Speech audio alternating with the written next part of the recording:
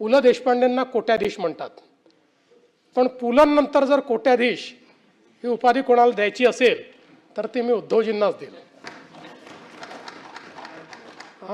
हा अर्थात नाही, ते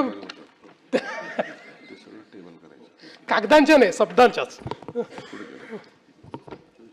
आणि मला असं वाटतं की त्यांच्या बोलण्यामध्ये अनेक वेळा आपण पाहतो की मिश्किलपणा असतो, अनेक वेळा सहजतेनं, म्हणजे त्यांची जी काही भाषणाची पद्धत देखील आहे ही देखील अतिशय सहजतेनं बोलण्याची किंवा एखाद्या संवादाची अशा पद्धतीनं ते या ठिकाणी सातत्याने बोलताना आपल्याला दिसतात.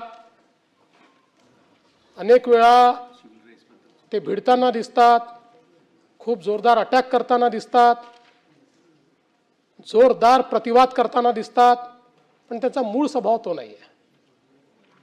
त्यांचा मूळ स्वभाव जो आहे तो मला असं वाटतं की थोडा शांत आहे, संयमी आहे, संबंध ठेवण्याचा त्यांचा मूळ स्वभाव आहे.